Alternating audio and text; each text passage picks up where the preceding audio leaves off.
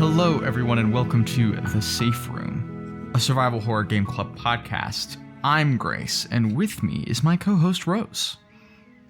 Hello, you're in a forest, and I don't even remember what the line is. You hear it a million times in this game. Yeah, it's true. You're on a road, and at the end of that road is a cabin, and in that cabin is a princess. You're here to slay her. Yep, it's true. It's true. I was... God, I just didn't have it in me. I didn't have the bit in me. I was going to be like, well, I'm going to fall in love with her. Whatever. Well, I'm going to get my dick sucked. Yes, literally. I don't know about you. You just but this is what I'm trying to do. I like seeing a woman just like in a corner of a room and then going, wow, she's gorgeous. The first woman you ever see in your life. The first and only woman you've ever seen. You know, that's real, though. That's true. I get it. You know? I'm a fan, you know? I was hanging out at a basement lesbian bar last night. You know? There are lots of beautiful women there.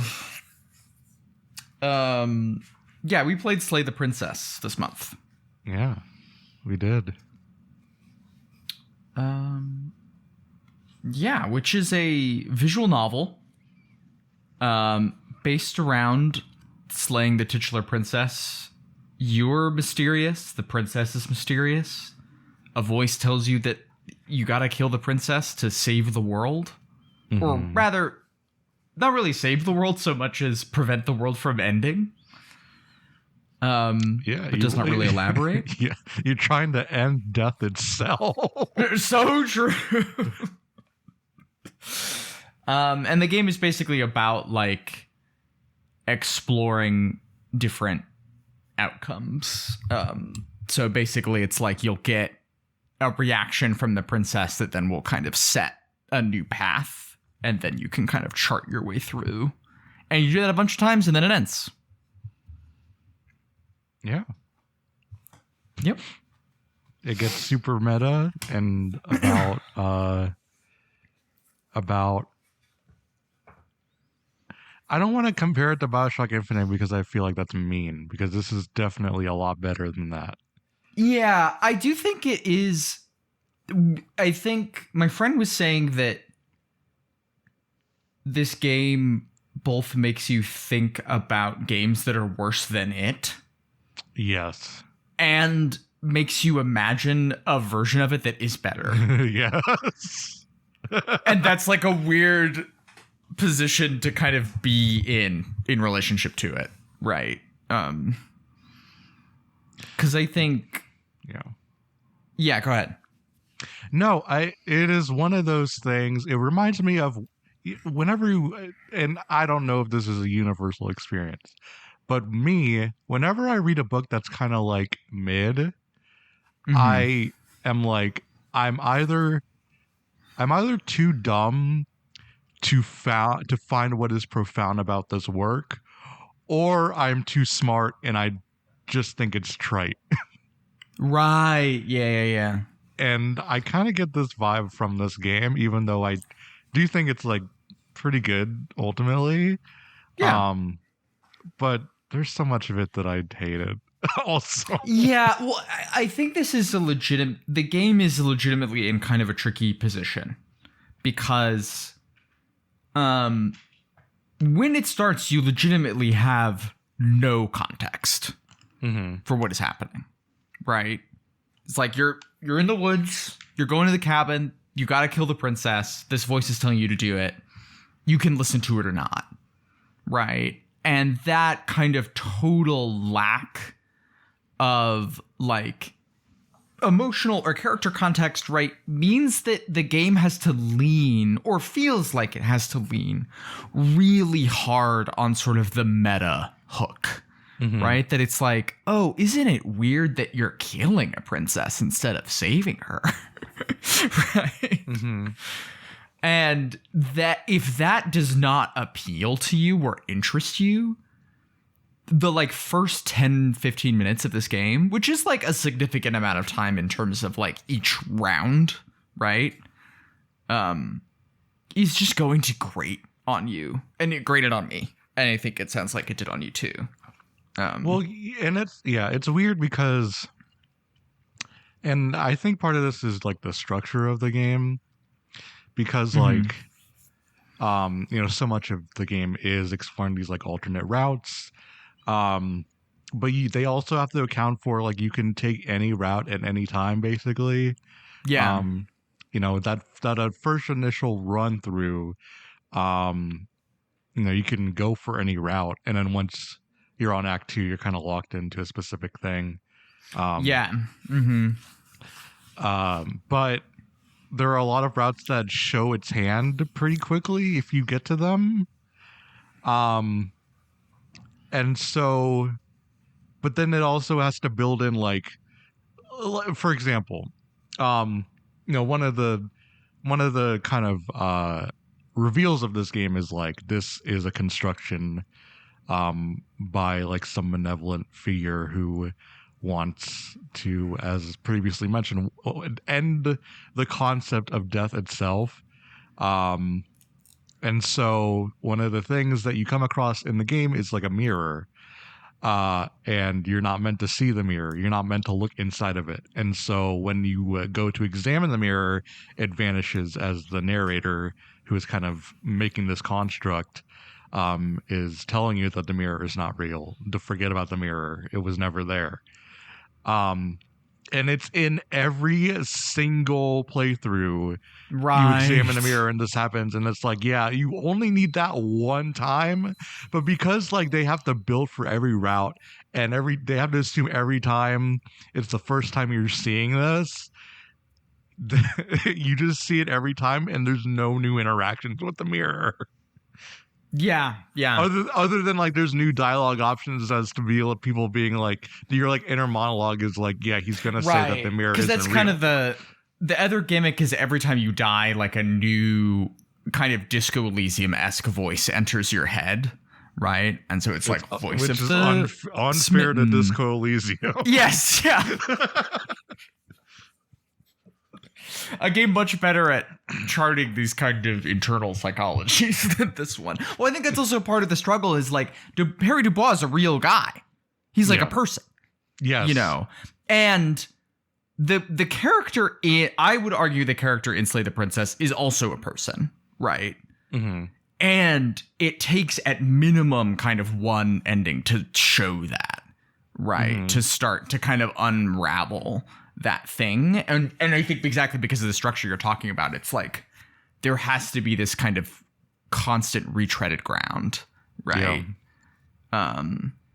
And that like it's weird because I do think it's both a strength and a weakness, right? Because I do think the like drip of reveals, like the ultimate kind of thing of what's going on, is actually really interesting. The way that then like each ending compounds so you get like a clear picture of like who the princess is, right? And that there is kind of a coherence in there, right? I think that kind of like cycle is, I think it's really compelling, and it's like you have to kind of wade through the mud of quips to get to that thing, right?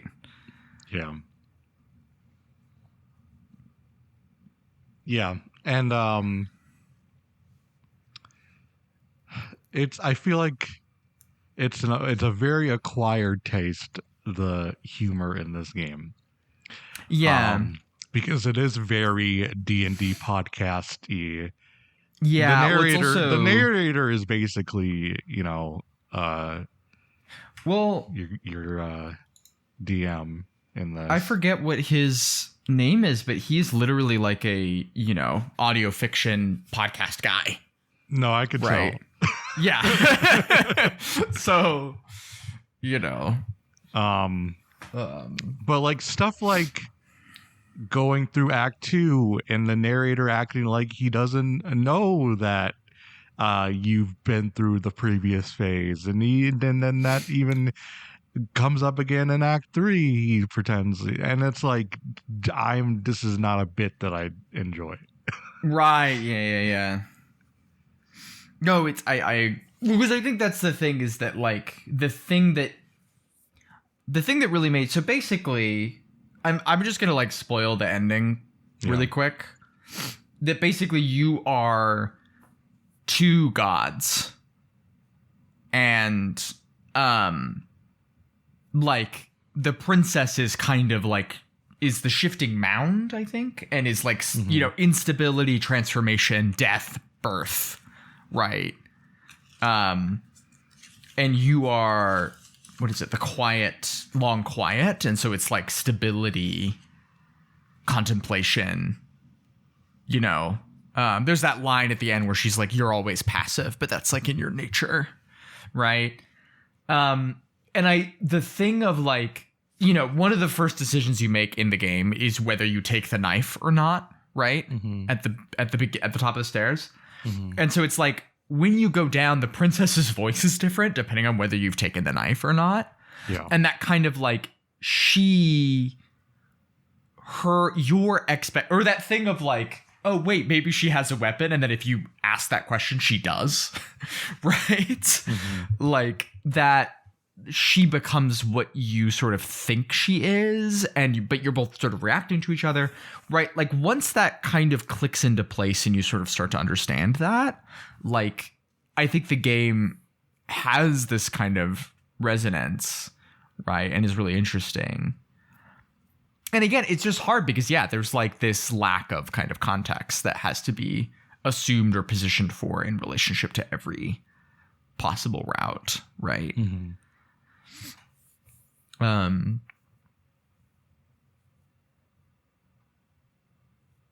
I feel like, the game is at, I think it's most profound when you feel the way that everyone is like a character and you have context for that. I really like the one bit with the narrator. I really like, did you do I forget what it's called, but the ending where you like take her out and dance with her?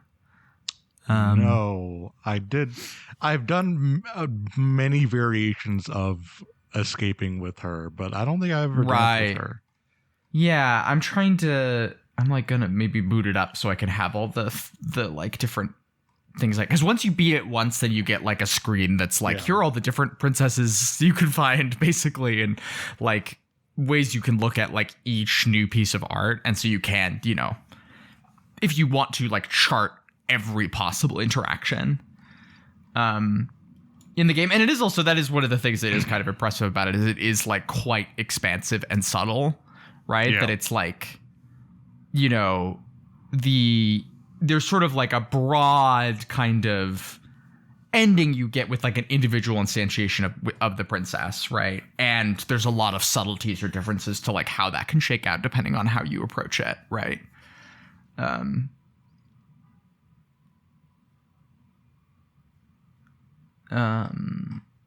But there's a part in that where it's like you're dancing together and it's like she's so happy and it seems like things are, and the narrator's like,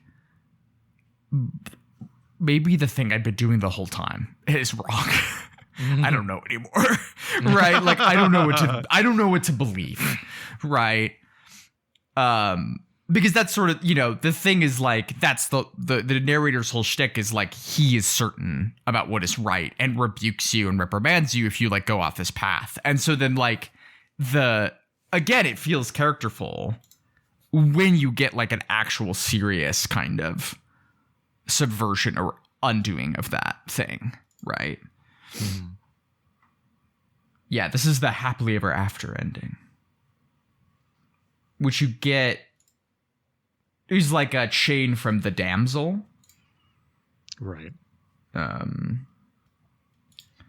now to be fair, I could have gotten that ending. But anytime that narrator was talking, I was skipping. Right. Yeah. Yeah, totally. I mean, I think it is like, I don't know. I found that I was like, I turned off the dialogue sometimes or the voice acting, but I felt like I was less present or would skim through it faster when I didn't have something interrupting me. I wish you could turn off just the monologue voices. Yeah. Yeah. The inside voices. That'd be cool. I'd like that. Yeah.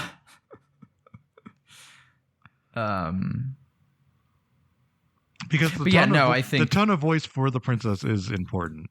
It's probably the most important thing in the voice acting. Right. Yeah. No, I agree.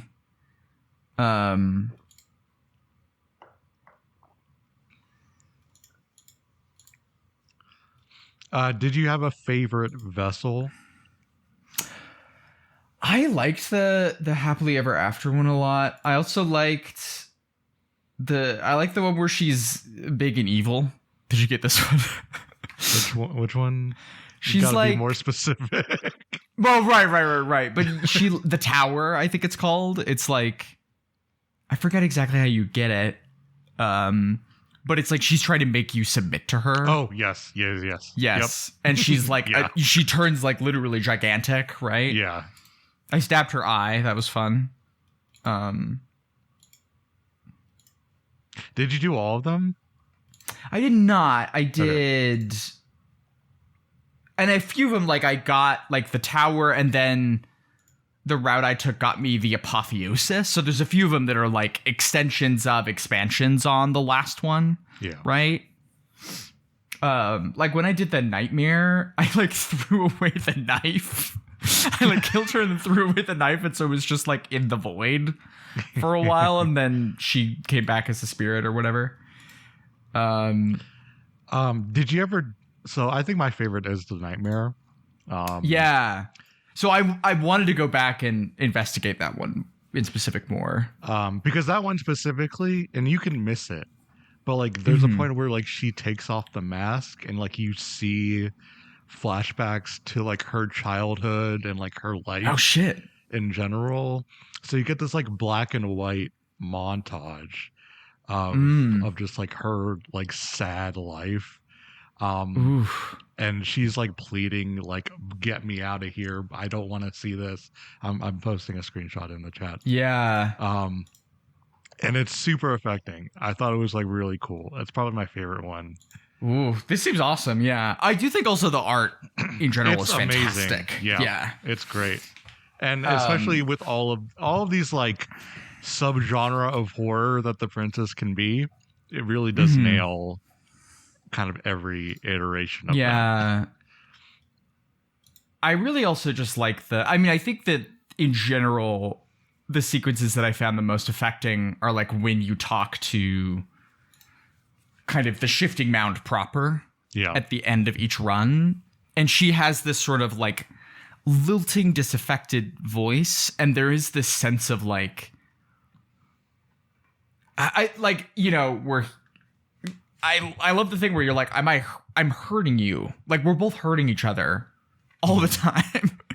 And she's like, well, but that's what like experience is, right? Like we're there. I don't know. It's just so like there is this profound, like I think again, the story's at its strongest when it feels like a love story, right? I think that's when it really sings. And that kind of requires there to be this like, the moments that can kind of shine through the most is when you and the characters have the most context together, right?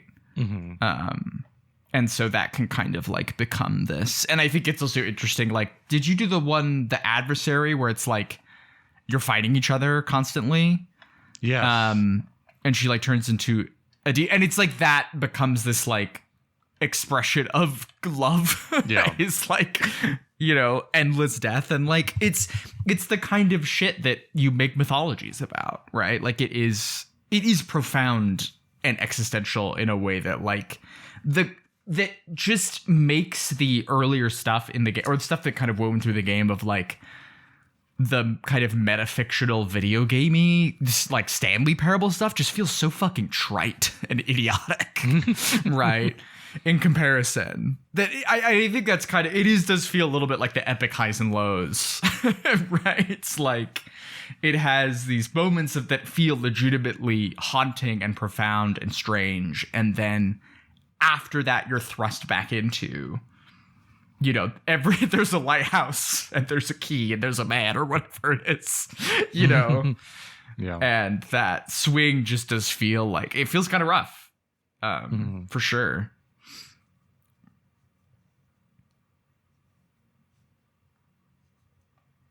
I feel like I had something else to say, but I don't know that I did.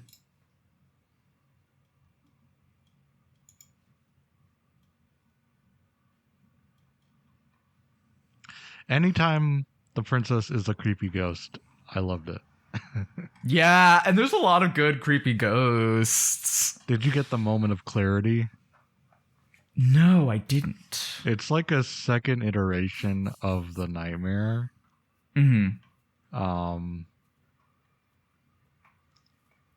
Where it's basically,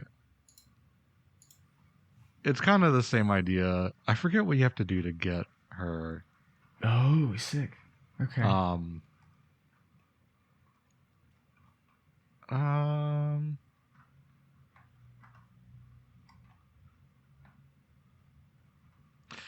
Yeah, I don't remember what exactly the deal is with this one.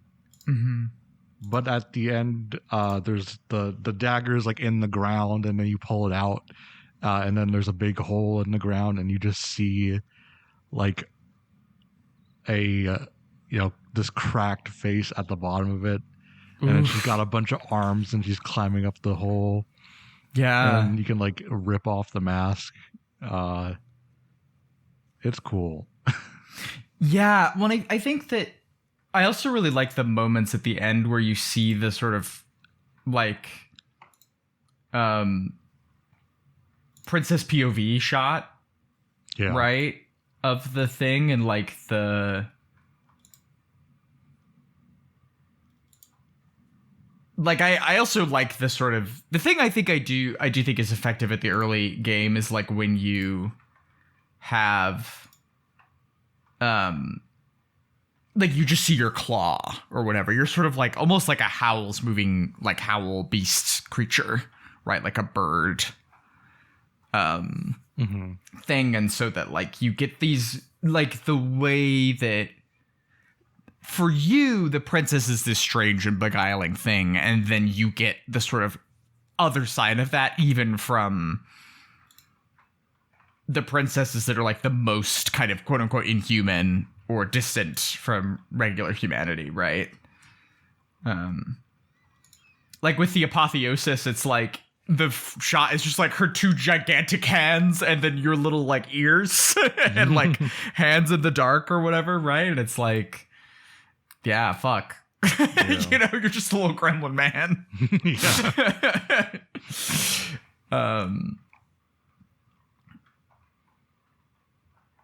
Yeah, and I think that's also... Did you do the one where you try to leave the cabin? Yeah. Just try to leave it all behind? Yeah, that one's also really cool, where it's like she's all of her selves at once. I also tried to like do an act 1 and then leave after act 2.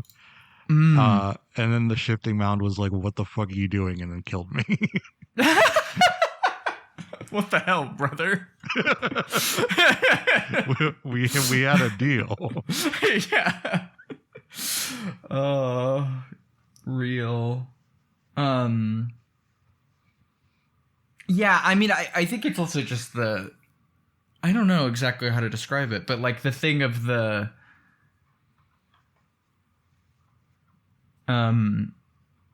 reality shaping to both of your ideas of what it should be. Like there's one where you, the prisoner, and it's like she has like these super big chains that have locked her in now. Oh yeah. And so then you can like lock yourself next to her, and the way you get out is you both just like imagine the cabin decaying over centuries. I wanted to do that one. I couldn't remember how exactly to get back there, but yeah. Yeah. And there's obviously a bunch of different things you can do there, but that was what I went with. The one that I went with is giving her the knife and she just decapitates herself. And then you just like take her decapitated head outside of the cabin. Oh my God. She's that's like, crazy. damn, thank you. Whoa. That's cool. This is cool. The one that, the very first one I did was the razor, where she like turns into a, like, just nothing but blades. Yeah. And you like have to like fight her over and over again. And the first time I did it, I like bested her in combat. But the next time, I just like constantly submitted and then became nothing, and so she could not harm me. And so she like decayed, and then she just had her heart left, and that's like, and then at the end of each route, the like hands of the shifting mound emerged to like envelop the person. And so this time it was just one hand that came out and grabbed the heart and took it. And it's like, that's artistry. You know what I'm saying? Yeah. Yeah. But I think, yeah, like it is a deeply weird experience. Yeah, because I think it is kind of bound in these like moments of profundity and moments of frustration. You know, that's kind of the whole thing as it relates to each portion of it. Mm-hmm. I did think the endings were a bit underwhelming. Yeah, like the ultimate endings, you mean? Yeah, like all the stuff with the shifting mound at the end was like fine. Mm-hmm. But then the endings are basically what you expect them to be. Like you can kill her and stay in this void world. You can like choose to create a new world with her, whatever. I don't know. It was just, you know, basically what I expected. I think the thing for me that was kind of hard is that, like, I just think she's right. Yeah. I would even go so far to say that the narrator's position is morally wrong. Yep. Right? Like the idea of like, if we remove impermanence, then people won't suffer. Right. And she like also is like, that's fucking stupid. Yeah, there's a route where you're like, you kill her and then you leave the cabin and then he's like, isn't this cool? You're in an infinite void and you can't leave. Yeah. Yes. Yeah. I got that one too. And so it's like, yeah, it's kind of hard for me to like I did do the one. So the one I did the second time was that you can kind of appeal to your common humanity. Mm-hmm. And then you end up back in the cabin and you can just leave together and it's like uncertain of what will occur. That one was probably the best one. Yeah, sure. I found that quite moving. Yeah. And again, I think it is the shrinking of it, the stakes to it being about like, what are you and I going to do about each other? Right. I think. Well, and then you both are like, heft. I don't care about this God shit. Yeah. Like, fuck that. Yeah, totally. But yeah, the first time I just descended because I was like, no, she's right. Like, death is required for life. Transformation is good. You know, why would I ever want to like there's a lot of dialogue options in the kind of intermissions where you're with the shifting mound in between each route, where she's like, where you can be like, I hate you, right? Or like, we're hurting each other over and over again and it's so painful.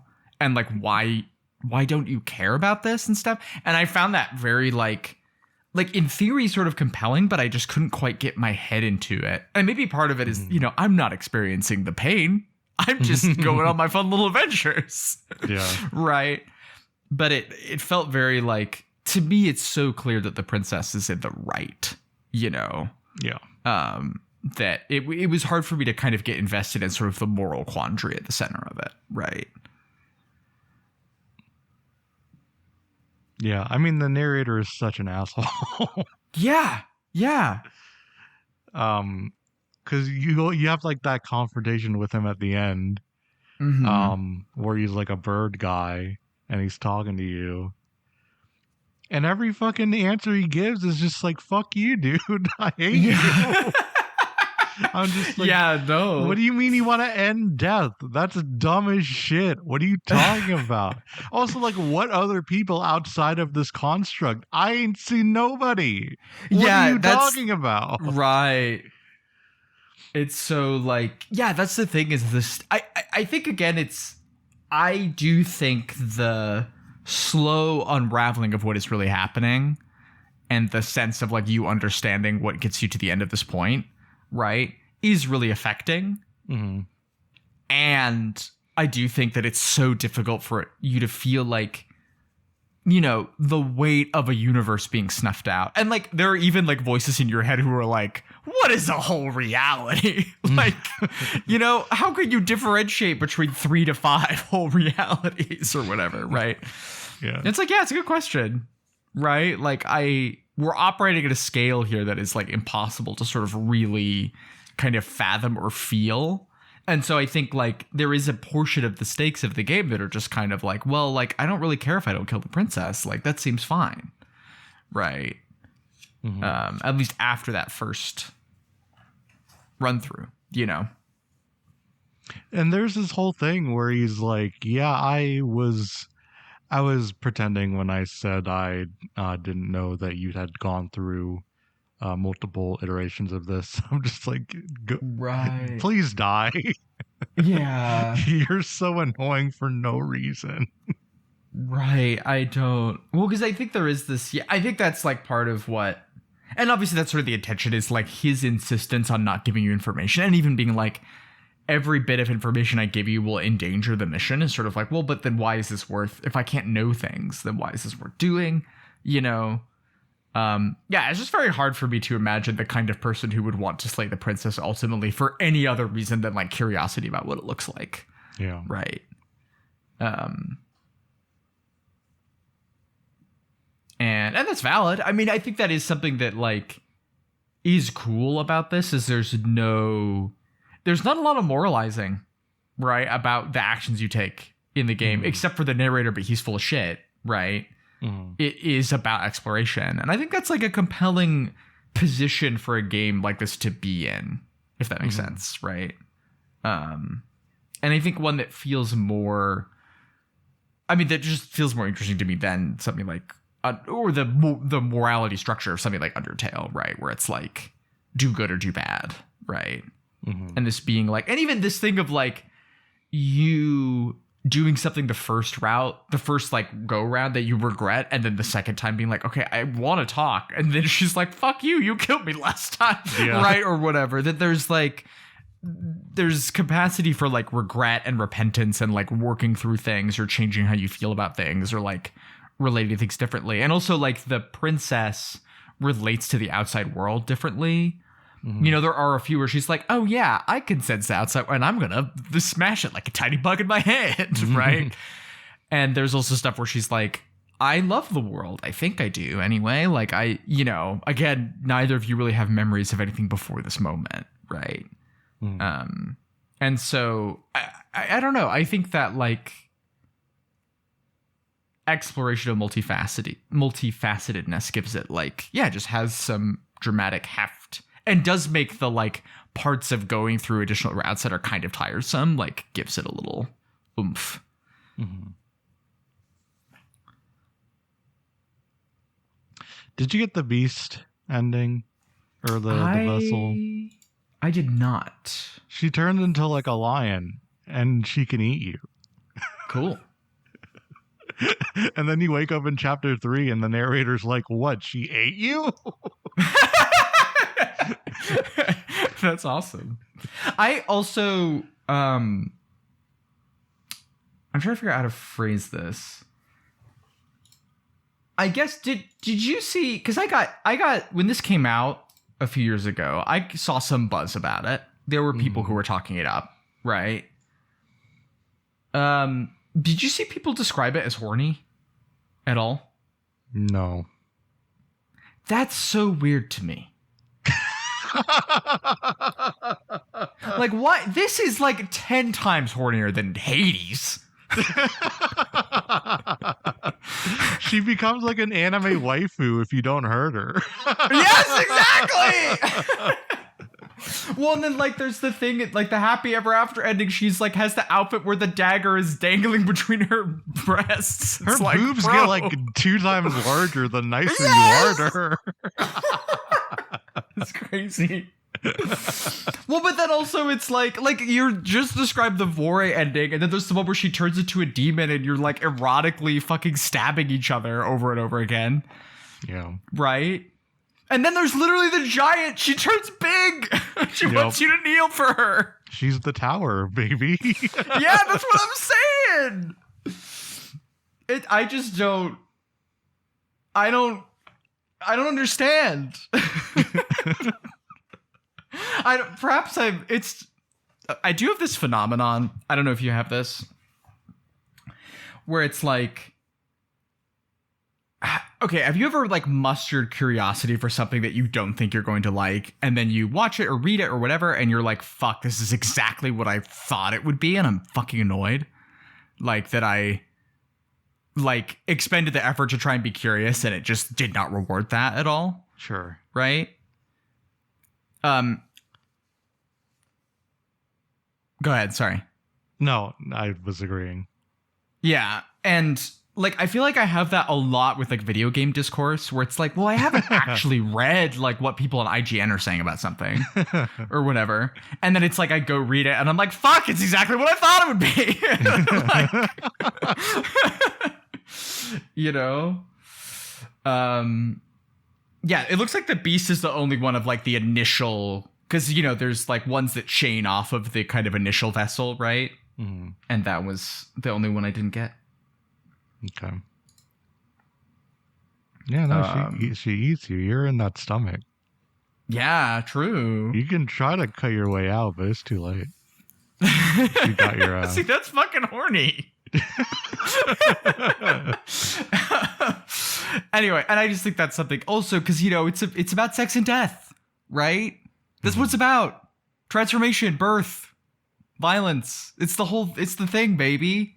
It's actually about sex.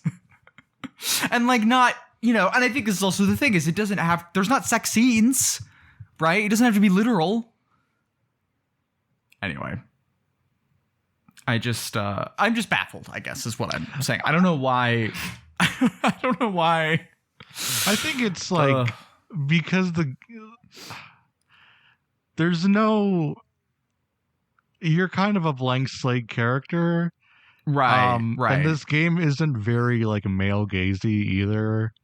No. And it's like the abstract idea of being sexy and like sex. Like you can't like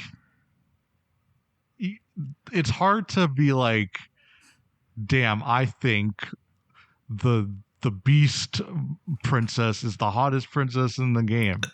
Like right. it just, you can't, right.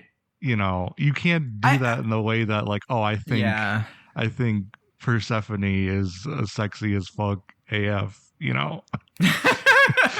Sexy as fuck AF. So true.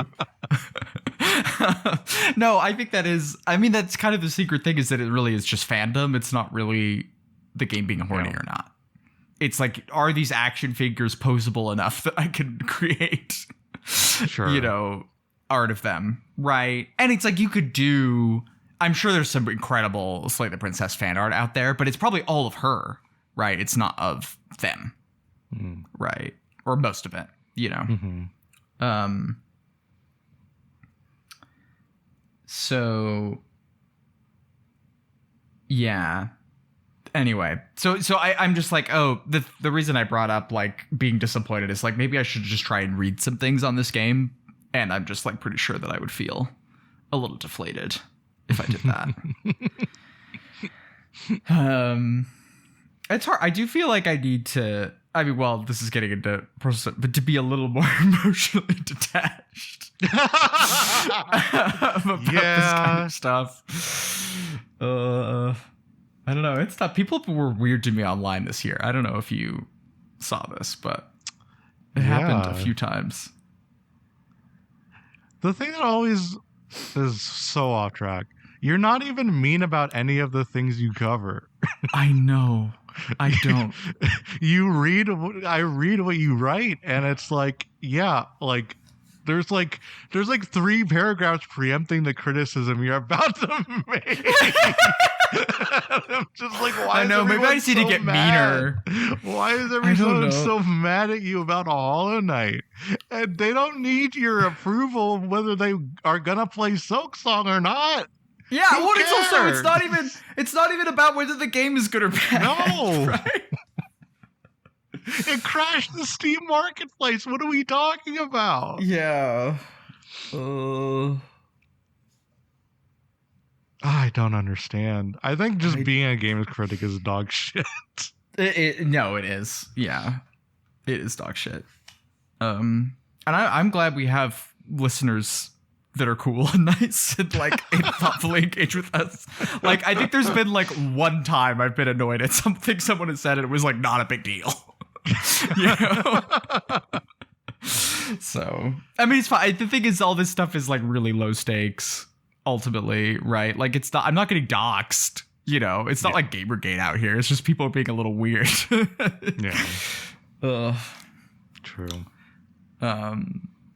You know, so that's why I like have it. I mean, this is like the most, I've talked about it with friends, but this is like the most public I've ever been about discussing this, because it's sort of like, what am I going to say? Like, it's going to be like, people are going to continue to think this however I respond to it, right? Like, it's not, I'm not going to move the needle on someone's Hades takes by like responding to them.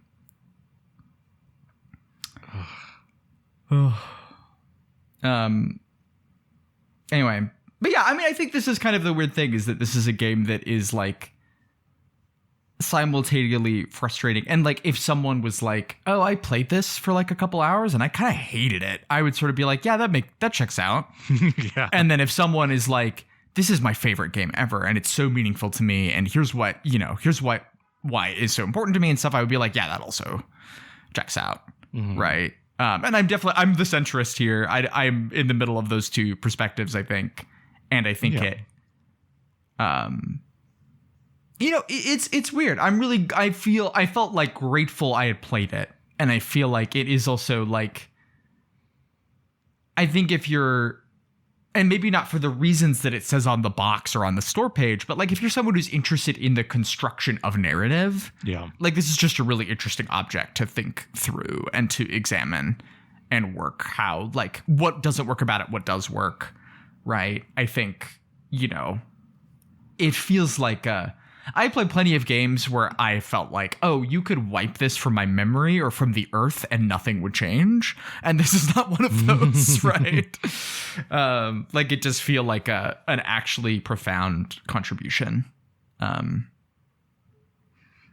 think particularly, my friend that I mentioned earlier also pointed this out, that, you know, it is a meta visual novel, but it's not poking fun or subverting, quote unquote, like Japanese stuff. That really goes a long way. It really does. Yeah. Like the like, listen, I shit talk the narrator stuff and the personality stuff. It's not my taste. I understand I'm probably in the minority. I don't listen to Critical Role. You will never get me to listen to Critical Role or fucking whatever popular D&D stuff is out there. Even the Dropout one, I like Dropout. I'm not gonna fucking listen to D20. You cannot force me to. But it's for someone, so you know it's fine. And pissing off your DM is somebody thing that's super funny. It's just not me. Yeah, totally. So no, I think that is like, again, the stuff with the narrator is like the most interesting to me when he's not just a GM, when he's like an actor in the world, like a character. Yeah, right, for sure. I agree. And with so that. then, but the mode that he exists in 85% of the time is a GM who's pissed at you. Right. Yeah. And that is just like, yeah, I don't really find that. I mean, it's kind of annoying. Like, it's an annoying kind of person to be in the room with, I think, personally. Mm-hmm. If it's like, if your GM can't approach what you want to do with curiosity, then like, why the fuck are you playing this game with them? Yeah. You know? Yeah. Yeah. For sure. And I suppose that's not what like Matt Mercer or I forget the D20 guy. Brennan Lee Mulligan. Yeah. And there's a lady who does it sometimes too on D20, and I'm forgetting. I don't know. I'm lost. Yeah. I'm lost there. All right. Fair enough. Attention. Fair enough. Yeah. I think, yeah, I still haven't listened to all of Friends at the Table, you know? That's like, I can't really do another one of those. Yeah. Well, for me, I respect Friends at the Table. My ADHD makes it so it's very hard for me to engage. Oh, with. yeah. I am. Like, everybody says like audiobooks and stuff is like how to get through books, but for me, I just tune out so easily when people are speaking, unless it's like a conversational like podcast. Right. Totally. Because I'm just like doing stuff in the background and I can't focus on like a narrative. Yeah, you're not alone in that. I was going to ask because I've been re-listening to Friends at the Table over the past year and a half or so. Mm-hmm. God, I don't know. And I'm in the middle of Try Mirage. And I never got further than Partisan, so I'm kind of curious to like get there eventually. Mm-hmm. But it is like some of the stuff, especially in Try Mirage, is like just kind of hard to follow. Like there's a lot of sub-factions and shit going on. And so even if you're like doing the dishes and start whistling to yourself, it's like, fuck, like, what is this? Yeah. You know? Anyway, but yeah, that's not related to Slay the Princess, but I think that's the thing, is it's like, it is in conversation with, you know, like, I mean, I guess this is the thing, is I kind of wish it felt, for as profound as the themes get and as like kind of elemental they are, you know, the questions are so bone deep, right? That it does feel like it's kind of it is subverting tropes or engaging with tropes, but not really with like specific instantiations of those tropes, right? It doesn't feel very literary. And I think that is kind of a weakness of it, perhaps. I don't know if this is a take I'm developing right now, so I don't know. But you know what's cool is the chivalric romance. That's pretty sick. Maybe we could do some stuff with that. But I don't know. Yeah, I don't know. Like you mentioned, it is a visual novel, not about visual novels, which is great. Yeah. It's not Doki Doki Literature Club type beat, thankfully. No. Yeah. But yeah, I'm not sure about it. Just feels like an interactive podcast to me. I don't know. Right. Yeah. No, I think that's kind of the thing, is that maybe that's sort of what I'm saying, is that if the voice is so contemporary. Yeah. Right. And that, I mean, it kind of bugs me in Hades too, also. Right, that it's like the voice of those games. I don't pay attention to anything in Hades at all. Yeah, right. If that somebody's it's like everyone talking, talks, I'm buttoning through it. Like everyone talks like they know what a Starbucks is. I'm mashing. I'm there to mash X and sometimes Y. You know, I'm not there for story. Yeah. No, I think that's like, I have come back and played, like, you know, a few things in Hades 2, and it's because I do enjoy hitting X and sometimes Y. Yeah. And sometimes B, even. But that weapon where you're just shooting magic out of the two wands Mm-hmm. and you got like an AoE attack, it's Yeah. cool. I like that. Yeah. It's pretty classic. That's pretty classic. Yeah. So I think, and it's also the same friend that I was talking about this game with was like, it annoys me that the princess has an American accent. Yeah. And I don't know if that bugs me so much exactly. And I think it is emblematic of like, yeah, I almost want it to feel more archaic or more elemental, I guess. True. You know? And I don't know that, I don't know. I guess I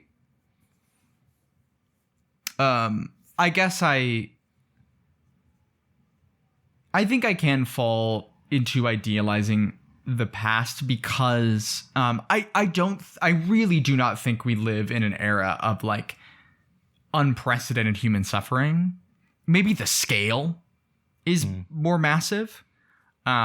And I think you could, there are things going on at any point in like, especially known human history, but even prehistory, quote unquote, right? Where it's like people were having a bad time. Like, you get lost in the woods, you break your leg and a tiger eats you or whatever, right? Like that sucks. That's like profound existential suffering, right? And I think the thing that is kind of unprecedented is like we have this hyper awareness of everything. Mm-hmm. And I think it is sometimes hard to write fiction in a way that has that kind of voice to it. I don't know. I want something that feels, I guess, a little more individual or from a specific place in time.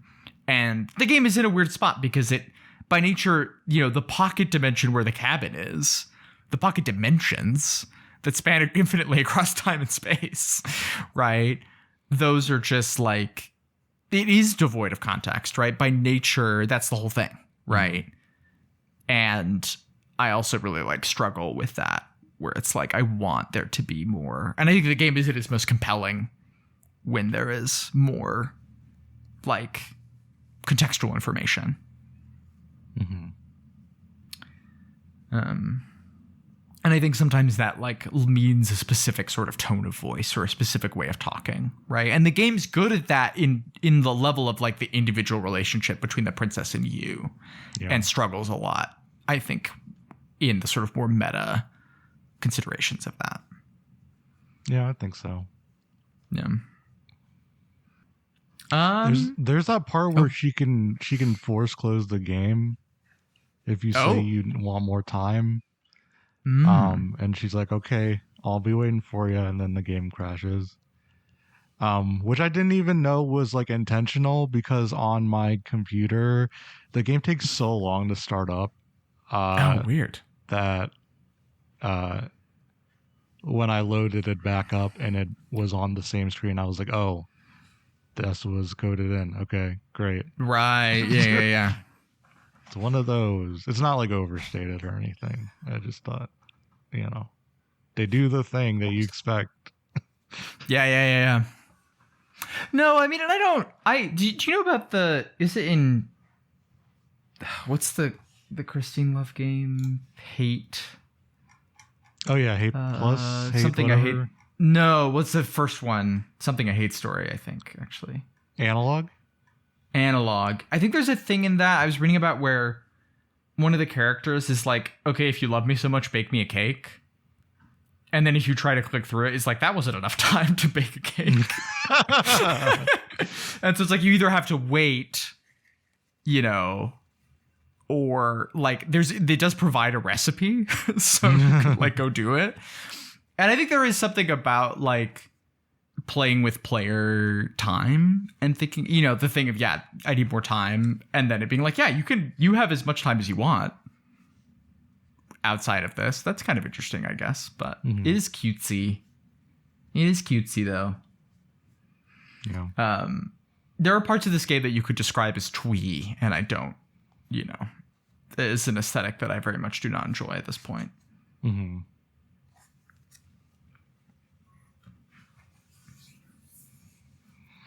Yeah.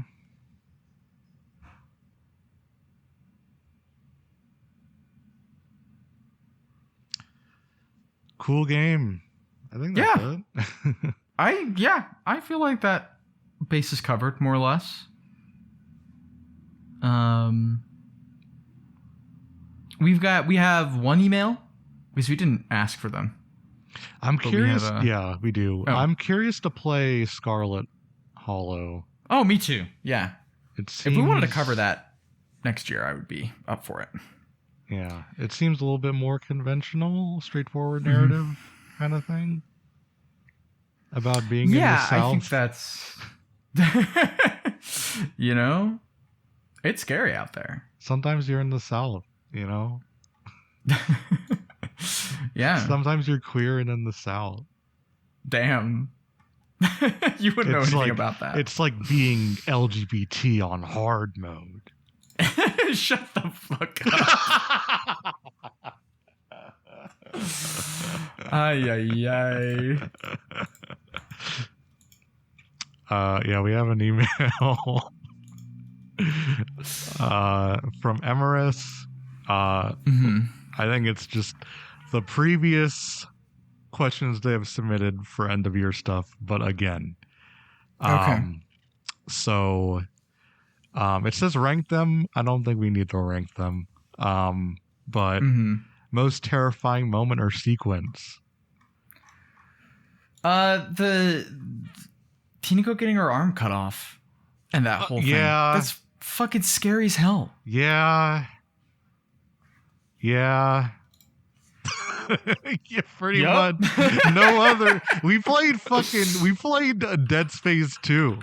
Like, and the Silent Hill app thing is worse. Oh yeah, and like the eye stuff in Dead Space 2 is fucking gnarly. Don't get me wrong. But yeah, we played Silent Hill F immediately after, and True. It's like 10 times worse to me. Yeah. Ugh. No, I think I agree with that. Yeah. Like, I still remember it, Yeah. No, yeah. I still remember what I was doing when I was watching that scene happen. Oh, that's crazy. And it's like, it's more, it's more than just that scene. It's that scene, and then you're like, oh, there are 2 other trials that we have to do. Yeah. What are you talking about? Yeah. Oh, that's so bad. That whole level. Yeah. That is most terrifying. That first playthrough of Silent Hill F is fucking goated. It's oh god. Oh. Yep. Unbelievable. The second one. I'm trying to think. Yeah, go ahead. I can't even think of another moment that would rank. Go ahead and ask the next question. Hottest / most charismatic character. I like the princess in Slay the Princess. I'm trying to think. I'm like, what the fuck did we cover this year? Does Parasite Eve woman rank in this? I mean, she's awesome.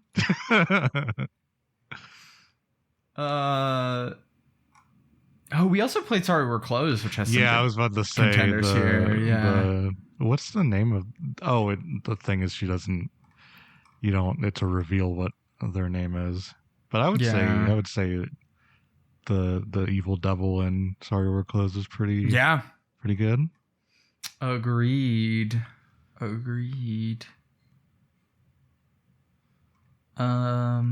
Yeah. Yep. I think Princess and a few of the cast members of Sorry We're Closed. Biggest sad little Blorbo. Biggest sad little Blorbo. Who is the biggest sad little Blorbo? Your dad in Silent Hill F. The boss. That's kind of true. I was gonna say, well, what if it's Isaac Clarke? Because he's just like a man that thinks bad things happen. Okay, I'm sorry. I have to. The pizzas question last time. Jack followed up a little bit on the Discord, and I'm just gonna read it aloud because I do think this is the funniest shit. Okay. Okay, Jack says, I totally agree that Isaac Clarke could eat 30 pizzas in 40 days if the marker told him to. I think Dead Space 2 Isaac could, but not without first going, fuck you, I'm not eating those fucking pizzas before a mission objective pops up. Go to Domino's.com. He does it anyway.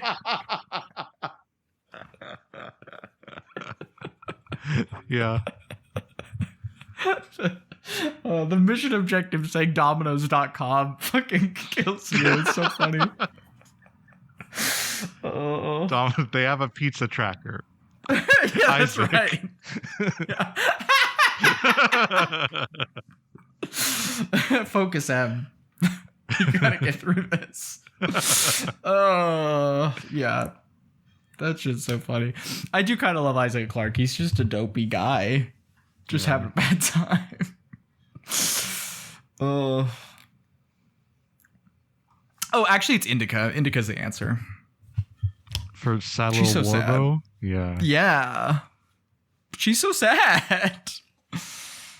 Oh. Such a weird game to nominate for Games for Joy. Are you so crazy? Just like this game about this sad, mentally ill woman. I guess that's what a Hellblade is about, brother. You know, what are we gonna do? Yeah. Sister, this is what it is. I think, didn't we? No, we probably even said that on that episode. We probably did, yeah. No, it's so weird. And I don't think it's like, I don't think the Game Awards work like the Oscars where it's like the studios submit consideration stuff.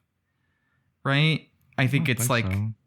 I think it's just they just select it. So it's not like Indica was like marketing or lobbying to be in the Games for Change category. Right? Yeah, I don't know. Now I'm just thinking about David Lynch with his cow and the big poster that says, "For your consideration, Laura Dern." My favorite part of that is that video of there's like two guys in a car shooting on a camcorder, and they're just like, "Oh shit, that's David Lynch. He's just sitting on the corner in this like random street in LA, and he's got a cow." Yep. Oh, that's awesome. And then it cuts to like a POV shot of David Lynch. They zoom in on him like he's in Morrowind, and he's like, right. That's right. Was that for Inland Empire? Yeah. Yeah. Okay. Oh, that's awesome. All right. I think those are my answers to Blorbo. Best game mechanic. Ooh. I do really like the thing in Silent Hill F where the weapon degradation in the real quote unquote real world and then the lack of it in the fake world. I think like the way that there's the interplay between how the game works in those two places like is so makes a lot of meaning, and I think that's super cool. Yeah. Also, I guess we mostly played Pathologic 2 last year, but we recorded the episode this year, and that's it. That has some game mechanics. Yeah. You know? It is like most mechanics. Yeah. Yep. I love the like crafting the tinctures stuff and like having to gather the things and like source the organs to make shit and like do that stuff is so cool. IMO. Okay. I never want to make another thing true in my life. I'm gonna do it again gladly. Fuck, I played that game twice. I'll play it a third time. Everybody might as well just put those rags on frame one. I'm not saving you.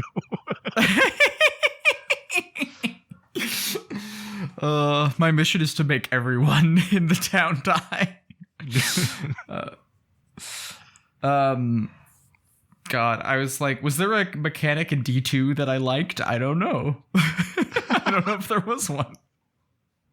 Oh, you didn't like the the railgun shooting, and Oh my god. that It's game so bad. that game had a level up system for some reason. Oh my god.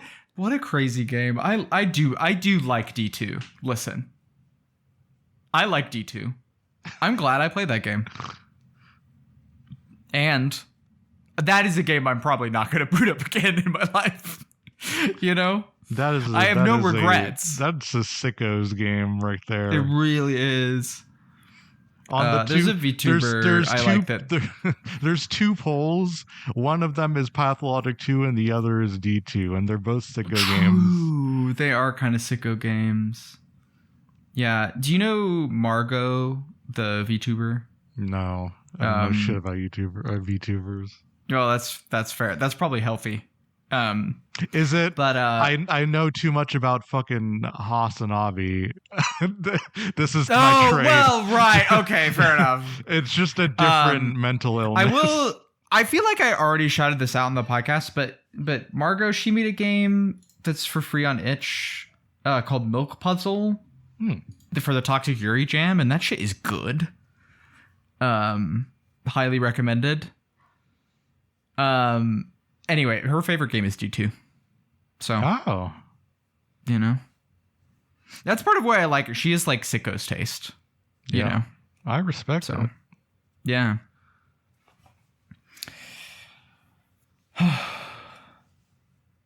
Okay. What's the next question? Next question is most affecting soundtrack. Ooh. I mean, Silent Hill F is kind of sweeping these categories. That has a great soundtrack. Yeah. I remember liking the Indica soundtrack. Indica's soundtrack's pretty good. Yeah. Yeah. I enjoyed Sorry We're Closed soundtrack. I wouldn't say it's most affecting, but for what it is, it's pretty good. Yeah, I agree. I think that when it plays the like children's choir song at the end of the first ending of Silent Hill F is like that fucking hits like a truck. You know what I hate about Silent Hill F though is they don't both the songs and like the environment, they don't translate what they're saying.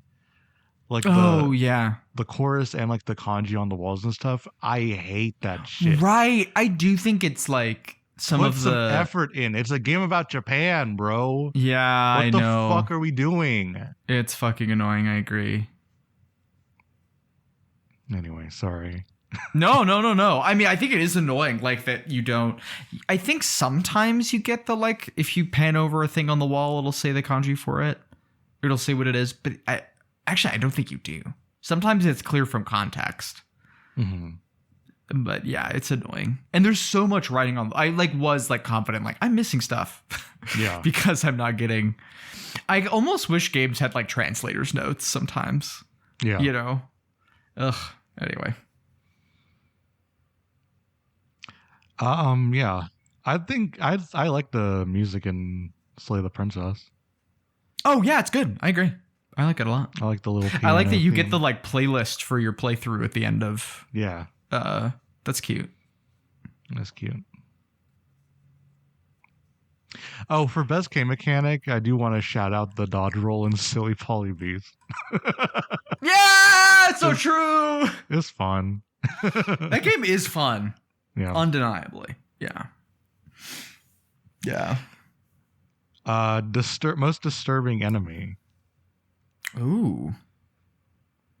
That's a good question.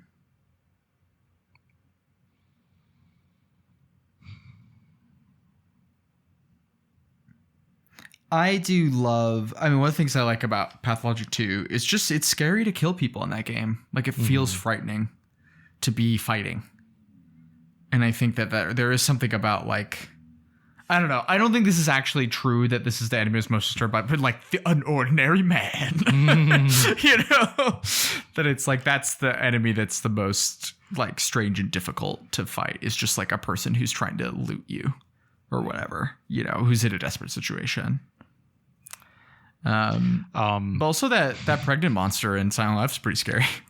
Yeah, true. The horror of childbirth. True. I do like in Silent Hill F when another pregnant monster shows up and she's just like, okay, come on, you're just fucking with me, shut the fuck Yeah, up. true. Oh my god. I like the bosses in Silent Hill F a lot, I will say. I like the designs of them a lot. Like the first boss, which is like she's like a priest or whatever, and she's like glowing. Yeah, and she has the That's cool. like centipede mouth. Man, that's scary. I know the Game Awards don't matter. Mm-hmm. But like Silent Hill F wasn't even like nominated for like best art style. Yeah, what are we doing? Was Ghost of Yotoi was though? What are we doing? Anyway, Game Awards. Let me. I'm very curious. Creative or technical achievement? God, fucking brutal. Claire Obscure won? Yeah, it did. Jesus fucking. That game is ugly as sin. I'm sorry. Like, fuck off. Everybody posting screenshots of this game being like, this is beautiful. Look at a fucking painting for once in your life. You godless heathens. Claire Obscure, Death Stranding 2, Ghost of Yotoi, Hades 2, Jesus. And Silk Song. Not even Silk Song won. Hello? Yeah. I don't think Silk Song should win because it is just Hollow Knight again. But over Claire Obscure is crazy. Yeah. No, I think Death Stranding 2 is the only game on here that I would think as being in any degree worthy of being nominated. See, yeah, I'm being mean now. Yeah, I'm sorry if you like Claire Obscure. An hour fucking into play a Final podcast. Fantasy X again. I did. Admiral Mapping put out a podcast where Aaron and Jackson covered that game. And it was the first time I heard spoilers for that game. Oh, yeah. And I was just cracking up. I don't know that much about what happens in it, but when some of my friends started talking about some of the later game twists, I was like, this sounds like the stupidest shit ever. Like, this can't be real. Okay, but it's only the stupidest shit ever complimentary to me because Final Fantasy would do this.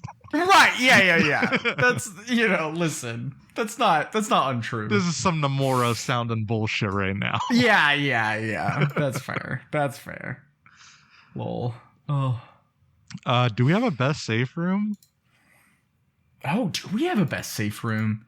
I do really like the factory in Pathologic 2. Yeah. Pretty good safe room. Alyssa has some good ones. I like the bathhouse room where you can heal yourself. True. In that. I like the fucking puppet. Yeah. And you point the gun at the puppet and then it hides. Yes, that's cute. Oh my god. That game should have won Best Art Direction. I don't think there are safe rooms in Sweet Home or Dead Space 2, really. And Silent Hill F doesn't really have them either. So No. I think Alyssa wins that one. Yeah, I think so. Yeah. Oh. I guess I also like your apartment in Sorry We're Closed. That's also like a nice kind of safe space. Yeah. True. I kind of want to play that again. That game's cool. The game is cool. What did that come out this year? Or was that last year? I think it was the year before, I want to say. I'm looking it up. Hey, it's on sale. Yeah, November 2024. So, pretty close to this year. Yeah. Cool game. Yeah. I guess same publisher as Slay the Princess. Oh, hey, cool.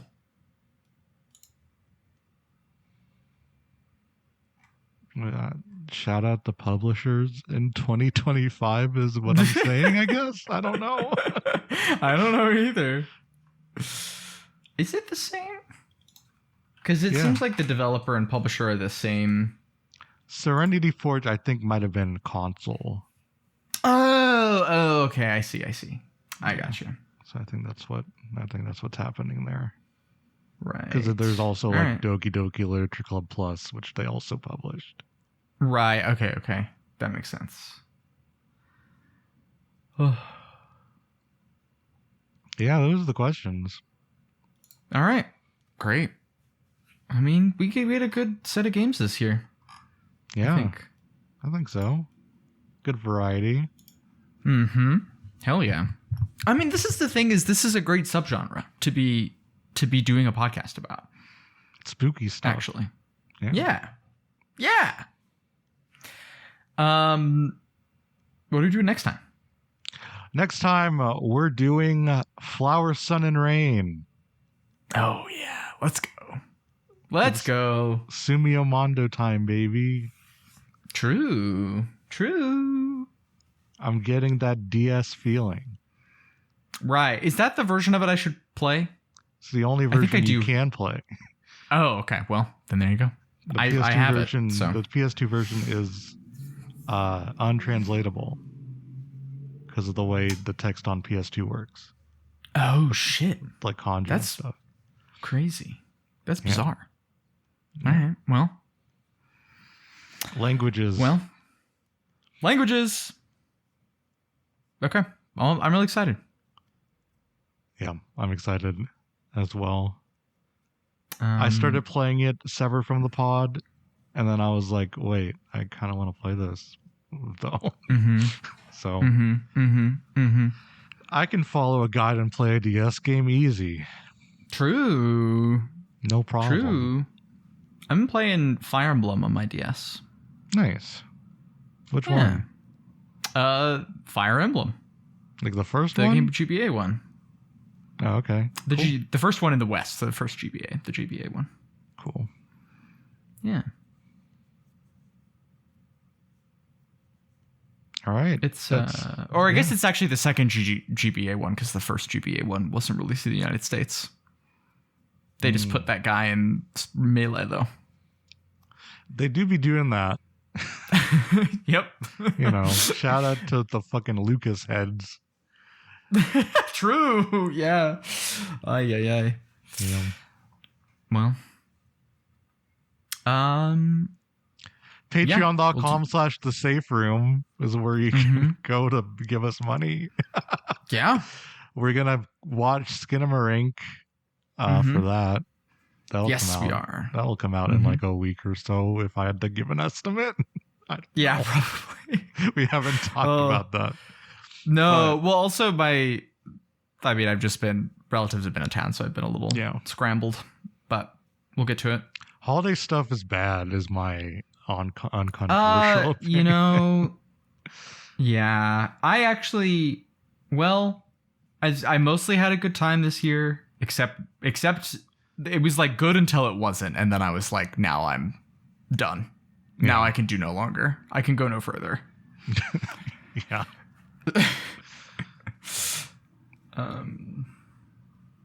So I did try to watch Stranger Things.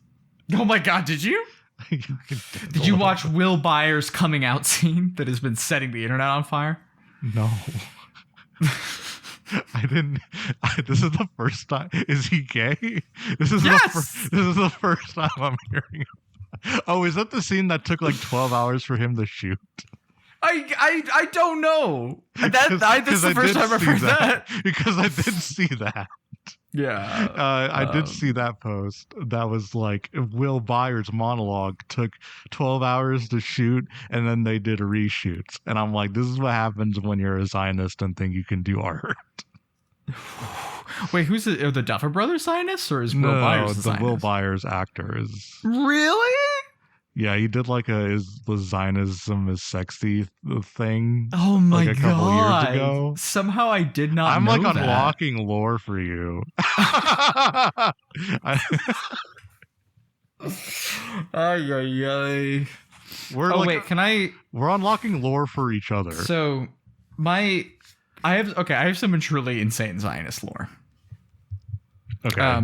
So my wife listens to this podcast, Bad Hezbollah, which is like I'm familiar. And I guess you can you can summarize it for the listener who probably doesn't know. It's like I just I don't really, and we just carry right. on like it I was don't know what nothing. the format is because she just like tells me about bits from it, but it's like a comedy podcast about Zionism, basically.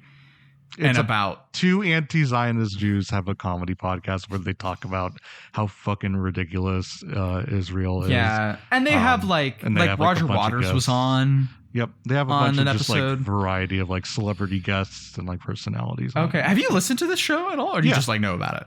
No, I've listened before. Right. Like, all right. So I like guess this is for the audience. Yeah. No, that's what I'm saying. Yeah. Well, no, I just anyway, but they. I don't know what episode this was, so I wish I could point to the specific episode, but apparently, so if you're a visiting head of state or ambassador to the United States, you know, they have like a laundry service for people, right? Which makes sense. Yeah. And apparently, Benjamin Netanyahu and his wife bring multiple like garbage bags of laundry whenever they visit Washington, D.C. so that they could get it done for free on the U.S. government's time. Oh, God. It's so... Every time I think... Emma and I refer to this fact all the time. Because it's also like... It's the kind of thing an anti-Semite would make up. It is. It always is. Everything about Israeli politics is often this. Yeah, and well, it that's sucks also because you don't want to be anti-Semitic, but you also need to describe what Israel does. Yeah. Oh, it's crazy. You can't be that cheap. That can't. It's impossible. It's crazy. Anyway. Nuts. You have billions of dollars in weaponry. I know. You can't just ship a washer dryer over there. What are we doing? Yeah, you could buy a condo in DC if you wanted. Fucking Quentin Tarantino is chilling over there. Oh my God. I'm sure he has a washer dryer. Just gotta go over to his house. Call up Jerry Seinfeld, you know? Yeah. Oh my God. This is also the annoying thing about Quentin Tarantino saying shit and people acting like it matters. Right. Like, he fucking sucks. He's a piece of... Why is Matthew Lillard losing sleep over what Quentin Tarantino is saying? Like, he got his head blown off in a David Lynch movie. That's like, you don't need anything else. You're set. Right. Why do you care about what Quentin Tarantino says? Who gives a fuck? He lives in Israel. He's not even Israeli. What are we doing? Yeah. No. Wow. He put out Kill Bill 1 and 2 again. He's washed. What are we talking about? Yeah. What are we doing? Yeah. No, I'm with you. I'm all day I'm not thinking about what Quentin Tarantino said. I'm never thinking about Quentin Tarantino. Except for when people joke about him. Yeah. I did meet somebody recently whose friend dated him like 20 years ago. Whoa. Yeah. And she was like, yeah, he was really annoying. I bet. So, yeah. Oh, well. Is that a podcast? I don't know. Here's that Blue Sky post about this 12-hour filming Will's monologue in Stranger Things season 5 volume 2. Oh my God. And another 12 hours on reshoots. Your coming out scene shouldn't take that long. So wait, why did it take so long? I don't know. I don't know. Movements. Oh, okay. Apparently they were just doing it. Like, it wasn't like that he was like... I assumed that it was like he was crying and upset or something. Okay. Oh, yeah, whatever. Okay. Sure. Yeah. The show, listen. My interest in Stranger Things began and ended with just being interested in Maya Hawke as a person. Mm-hmm. And the show is so bad I don't even want to watch it for that low bar. Yeah, yeah. Wow. I'm out. Sharks, I'm out. Sharks. We're done. This podcast is over. Podcast ended 30 minutes ago. Yeah, We're true. still going. Yeah. All right. Thank you, everybody, for listening. Have a happy new year. Bye.